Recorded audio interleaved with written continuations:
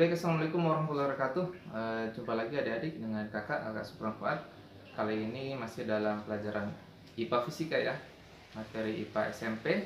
Materinya yang kedua adalah gelombang. Nah, kalau kemarin kita sudah belajar tentang getaran, maka sekarang kali ini kita akan belajar tentang gelombang.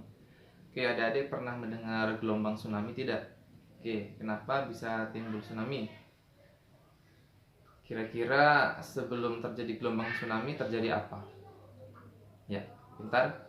Biasanya terjadi gempa ya. Nah, jadi getaran dulu. Nah, biasanya karena gempanya terjadi dalam laut ya.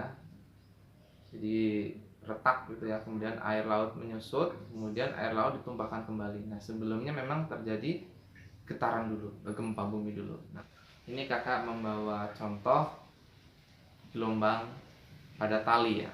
Oke.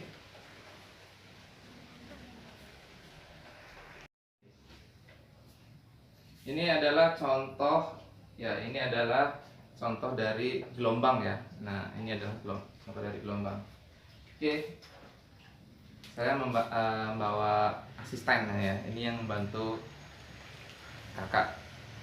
Oke, silahkan digetarkan Is. Nah, perhatikan talinya. Agak ditinggikan lagi talinya. Wow. Nah, getarkan. Lagi. Nah, terjadi gelombang ya. Ketika tali ini digetarkan, maka terjadi gelombang gitu ya. Jadi pengertian gelombang apa kira-kira? Ya, nanti kita akan membahasnya. Setelah kita praktikum tadi tentang gelombang tali ya. Ketika tali digetarkan maka timbul gelombang ya. Nah, kira-kira apa pengertian gelombang? Ya, gelombang adalah getaran yang merambat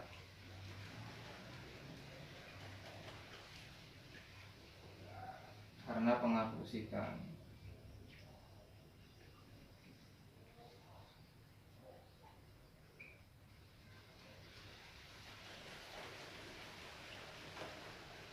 Nah, tali itu bisa terbentuk gelombang karena ada usikan dari tangannya. Nah, ini adalah usikannya.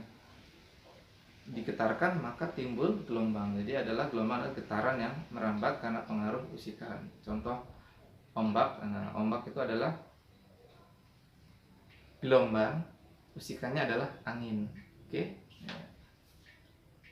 Nah, kita akan membahas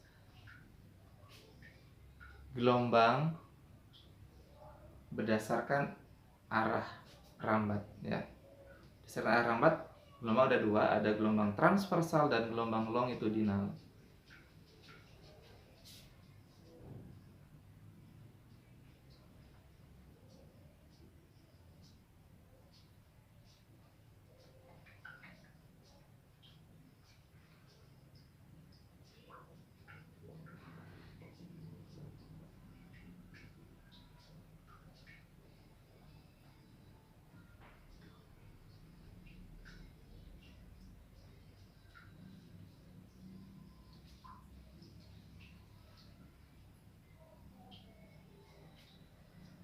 Oke, ini ada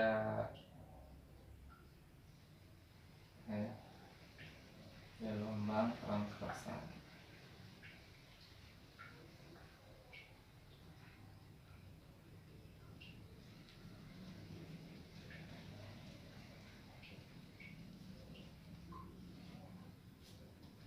Nah, gelombang transversal apa sih?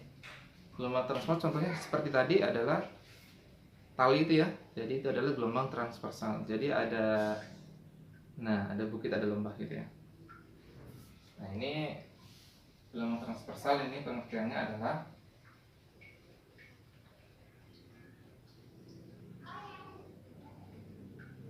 gelombang yang arah rambatnya tegak lurus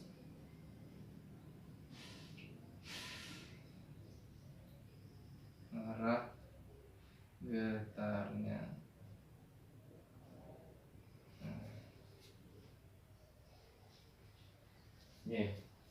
Jadi dia saling tegak lurus ya. Oke, baik, ini kakak buat di sini aja ya agar lebih jelas. Ini ada sebuah gelombang seperti ini.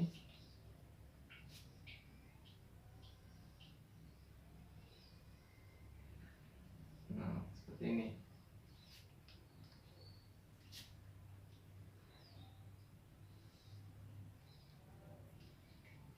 Titik D, E, F, G ini ya.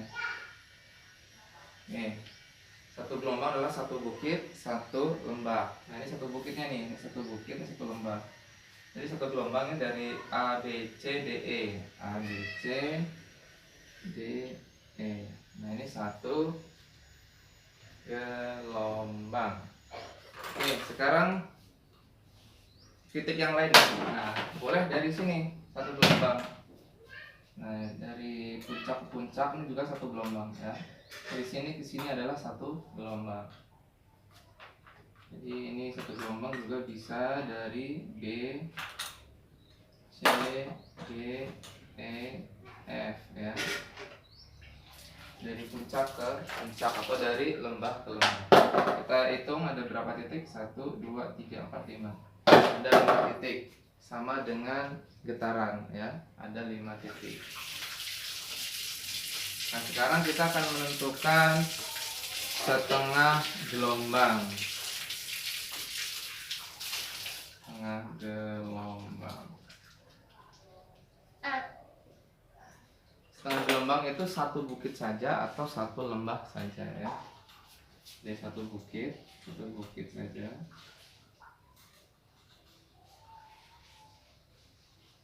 Satu lembah saja gitu ya.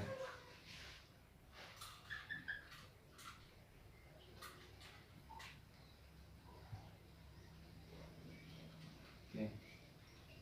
Satu bukit saja atau satu lembah saja. Jadi setengah gelombang ini seperti ini, ABC atau CDE gitu ya. Jadi setengah gelombang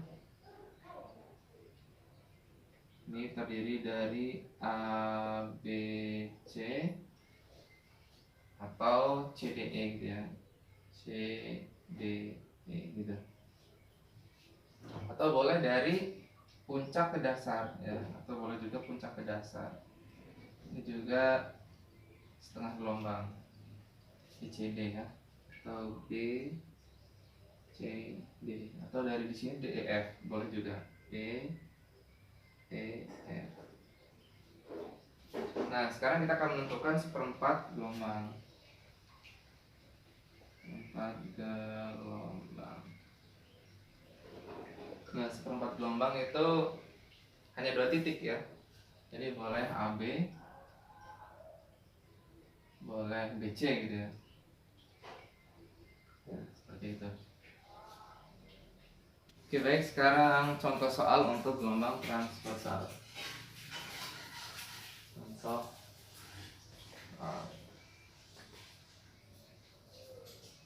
ini masih seperti ini ya.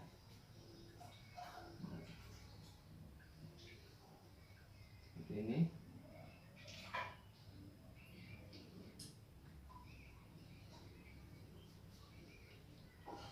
Ini T waktu ya.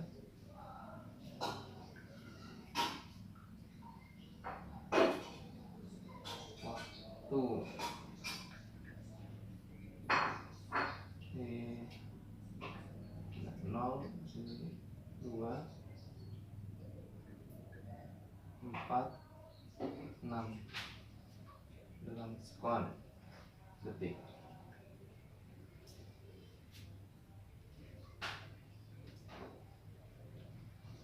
Di sini ke sini ini ada 12.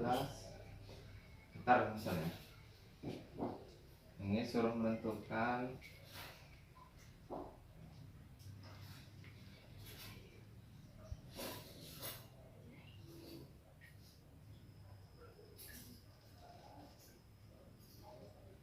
ada berapa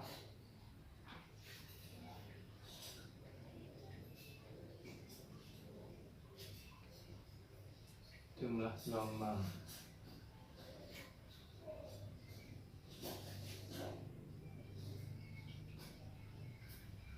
Oke, ini sangat mudah ya. Nah, ini suruh menentukan ada berapa jumlah gelombang. Nah, kita tahu satu gelombang adalah satu bukit, satu lembah. Nah, ini kira-kira ada berapa gelombangnya? Dari secara keseluruhan ya, dari sini sampai sini. Ini kita anggap A, B, C sama lah. Ini ada titik A, B, C ini sama. Kemudian ada berapa jumlah gelombangnya? Kita hitung saja nih. Yang ini setengah, ini setengah, ini setengah. Atau ini satu, ini setengah. Jadi jumlah gelombangnya ada 1,5 gelombang ya. Ini ada 1,5 gelombang. Atau boleh juga 3/2 ya, atau 3/2. Nah, boleh ditulis gelombang atau boleh ditulis dengan simbol lambda. Nah, atau boleh disimbol dengan seperti ini. Nah, 1,5 panjang gelombang. Nah, seperti itu. Oke. Nah, sekarang kita akan ke rumusnya ya. Nah, sama dengan getaran, maka gelombang pun ada periode dan frekuensi. Ada frekuensi dan periode. Frekuensi dan periode. Nah, untuk frekuensi dan periode ini sama rumusnya. Untuk frekuensi ini adalah N per T, dan untuk periode adalah T per N. Nah, gitu.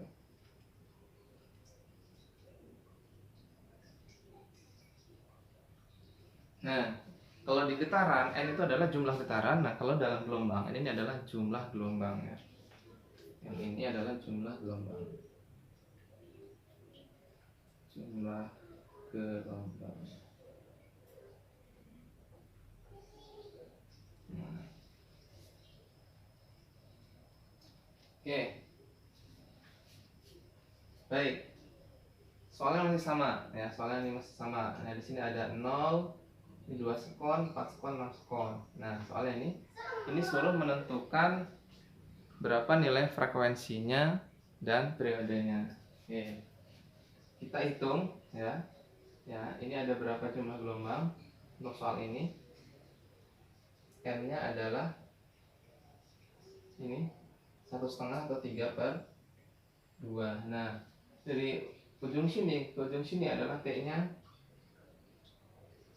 6 sekon. Nah, kita punya rumus frekuensi ini. Frekuensi sama dengan N dibagi T. Nah, N-nya 3/2 dibagi 6 gitu ya. Nah, ini 3/2, mana dibalik 1/6.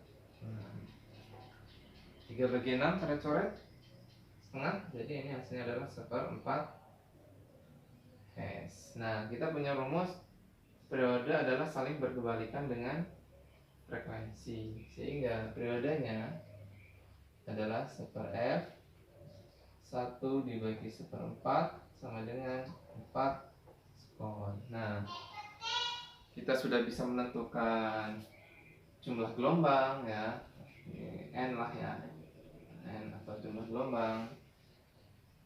Kemudian kita bisa menentukan frekuensinya, kita bisa menentukan periodenya. Oke, perhatikan kembali soalnya ya, soalnya ini. Nah, kita diminta untuk menentukan nilai satu panjang gelombangnya berapa, nilai satu lambdanya berapa. Nah, gambarnya seperti ini. Yang ditanya berapa nilai lambdanya gitu. Nah, berapa nilai lambdanya, bukan nilai jumlah gelombang ya. Kalau nilai jumlah gelombang ini 3/2 ya, karena 3/2. Nah, kita akan menentukan nilai satu panjang gelombang atau nilai satu lambda. Nah, soalnya lihat ini 12 meter, maka kita hitung dulu ada berapa lambdanya atau berapa jumlah gelombang. Nah, ini ya, kita sudah memiliki ini nilainya. Nah, panjangnya adalah 3/2 lambda. Kita tulis kembali, ini 3/2 lambda sama dengan nilai ini. Ini ada berapa meter nah nilainya ini? Ini ada nilai 12 meter. Nah, ini bisa dicoret-coret sama-sama bagi 3 ya. Ini tinggal 4. Sehingga lambdanya sama dengan kali silang ya. Nah, kali silang 2 dikali 4 sama dengan 8 meter. Nah, sehingga nilai satu lambdanya atau satu panjang gelombangnya adalah 8 meter. Oke, nah selanjutnya adalah ada namanya rumus cepat lambat gelombang ya. Cepat lambat gelombang.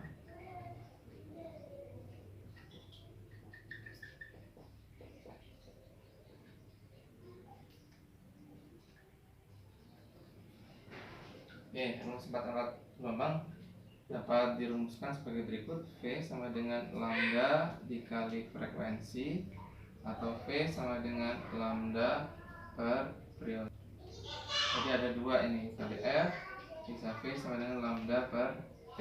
Nah, untuk contoh soalnya masih sama. Ini kakak ambil soal yang ini. Yang ditanya adalah berapa cepat lambatnya itu ya, berapa nilai cepat lambatnya. Nah, kita sudah memiliki nilainya masing-masing ini. Nah, karena kita sudah memiliki nilai lambdanya, kita bisa langsung memasukkan nilai ini. V sama dengan lambda dikali frekuensi. Nah, lambdanya kita sudah ada ya.